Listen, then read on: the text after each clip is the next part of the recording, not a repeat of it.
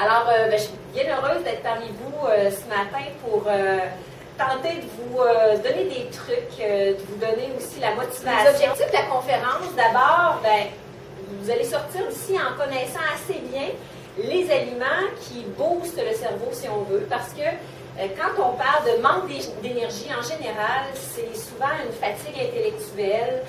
On peut se sentir plus irritable au cours d'une journée de travail. Alors, il y a vraiment des aliments qui permettent d'avoir un bon focus. On va voir ça au cours de la conférence. De l'autre côté, vous vous en doutez sûrement bien, il y a des aliments qui ne sont pas, qui ne favorisent pas les performances intellectuelles, qui ont plutôt tendance à nous endormir, à nous rendre amorphes et à nous donner envie de manger du sucre, de prendre un autre café, parce qu'il me semble qu'on a toujours besoin de donner un petit coup de pied dans le derrière. Donc, si ces aliments-là sont moins présents dans notre alimentation, on risque de passer des journées beaucoup plus énergiques. Vous allez aussi apprendre, en tout cas, avoir les bases pour composer des déjeuners, des collations, des dîners hyper efficients au niveau énergétique et très, au niveau de la valeur nutritive, très nutritif. Connaître l'impact des bons gras, notamment les oméga 3, les antioxydants et l'eau sur le fonctionnement du cerveau, la mémoire, la concentration. Donc, c'est tous des éléments très importants.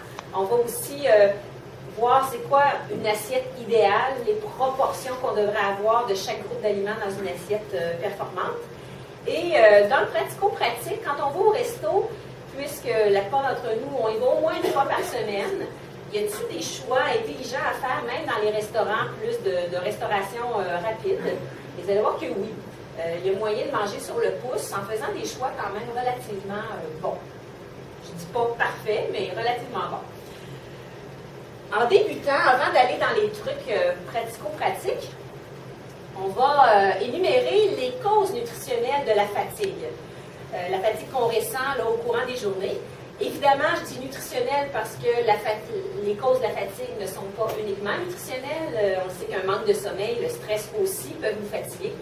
Mais il y a des gens pour qui le changement de nutrition va être vraiment le facteur qui va leur redonner de l'énergie. Pour d'autres, ça va être peut-être de dormir plus. Pour d'autres, ça va être de faire plus d'exercice. Et pour ceux qui font tout ça en général, ils améliorent énormément leur énergie. Donc, au niveau nutritionnel, qu'est-ce qui fait qu'on peut être fatigué dans une journée? Un point très, très important et qu'on oublie souvent, c'est le rythme prandial irrégulier. Alors, qu'est-ce que ça veut dire en français, ça? Un rythme prandial irrégulier, c'est lorsqu'on saute des repas ou qu'on a de trop grands écarts entre deux repas. Par exemple, vous mangez à midi et vous soupez à 7 heures et entre ça, il n'y a pas eu de collation. Alors, il est fort possible que vous subsiez une fatigue entre ces deux repas-là. Le manque de collation, mais aussi le manque de collation équilibrée. Manger juste un biscuit, même juste une pomme à 4 heures d'après-midi, en général, là, ça va vous mener vers plus de fatigue au lieu de vous donner de l'énergie. Parce qu'il n'y a pas de protéines, c'est juste des sucres. Une pomme, c'est excellent, mais pris tout seul, en général, ça aggrave la situation. Et le cerveau, là, sa nourriture principale, c'est des glucides, c'est le sucre. Il y en a qui vont dire, ah ouais, ça veut dire que si je mange plein de sucre, mon cerveau va être hyper performant. Pas tout à fait. Prendre 3 repas par jour et 1 à 2 collations. Puis je vous dirais, le repère en général, c'est qu'on a une autonomie de 3 à 4 heures avec un repas. Si vous déjeunez à 6 heures, normalement vers 9h30, 10 heures, vous allez sentir une baisse, une petite faim, vous sentir un peu moins performant. Et c'est généralement là qu'il faut prendre une collation. Si vous vous dites, j'ai pas le temps, j'attends jusqu'à midi, danger. Vous risquez là à midi d'avoir énormément faim, d'être très fatigué, et là de vouloir vous empiffrer de pâtes, de pain, de sucre, de dessert, juste pour aller rechercher de l'énergie. Parce que vous êtes rendu un peu trop loin. Ça, c'est une assiette très alléchante que je mange moi aussi, là, pour pas penser qu'on est puriste en nutrition. Par contre, quand on regarde un repas comme ça pris sur l'heure du midi, un spaghetti de restaurant, on sait à l'avance, ça y met énormément de pâtes. Là, on peut facilement mettre 2 tasses de pâtes. 2 tasses de pâtes, ça vaut 6 tranches de pain. Ça paraît pas. Et ces 6 tranches de pain, personne n'oserait manger 6 tranches de pain d'un coup, là. Mais 2 tasses de pâtes, oui, parce que ça se mange vite, surtout quand c'est des pâtes blanches. La sauce en soi, c'est correct, il y a un peu de viande, même il y a des protéines. C'est pas la sauce vraiment le problème. Mais la petite corbeille à pain qui nous servent avant, puis on est tout affamé quand on arrive au restaurant parce qu'on n'a des fois pas pris de collation de la grosse frite, qui a à peu près 40 frites, plus les gros formats de liqueur. Là, ça vous donne un repas comme ça vaut 7 tranches de pain, 12 carrés de sucre, 1300 calories. Puis si vous acceptez le chausson, 8 tranches de pain, 15 carrés de sucre, 1500 calories.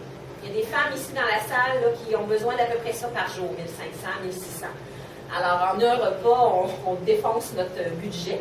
Le problème n'est pas vraiment... C'est pas si pire, les 500 calories. C'est surtout quand c'est pris dans le même repas. Là. Ça, c'est ma petite diapo pour vous parler des lentilles. Parce qu'il y a définitivement là, il y a des études qui démontrent que les gens qui prennent, par exemple, une soupe aux lentilles le midi ou une salade de lentilles vont avoir vraiment une énergie très, très efficiente et une très bonne performance intellectuelle et physique dans les heures qui vont suivre. Pourquoi? C'est que dans les lentilles, comme dans les pois chiches ou les haricots rouges, vous avez le duo essentiel, vous avez des protéines et des glucides. Il y a les deux. Donc, c'est pour ça que c'est un aliment qu'on dit complet. Alors que l'œuf, c'est juste des protéines, il faut le combiner avec du pain. Mais les légumineuses sont presque parfaites. Alors, il nous faut des protéines à chaque repas dans la même proportion à peu près que les fameux féculents. Donc, si vous avez la grosseur de votre main de poulet, ça serait normal qu'il n'y ait pas plus que la grosseur de la main au niveau du riz. Ou une poitrine de poulet, une tranche de pain. Un morceau de saumon avec une petite portion de pâte. Les pâtes, c'est sûr, quand on en mange, en général, il y en a toujours un petit peu plus que la portion de la main. Je vais vous montrer juste une petite recette que vous pouvez faire rapidement le matin. Souvent, pour donner la base crémeuse, la base liquide, on peut mettre du jus de pomme 100% pur, ou on aurait pu mettre un lait, dépend des goûts.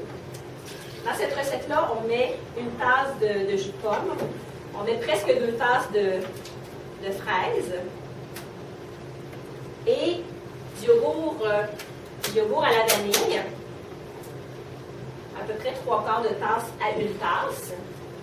Je suis pas habituée, je donne des conférences, mais je ne fais pas des recettes en direct. Ça, c'est nouveau.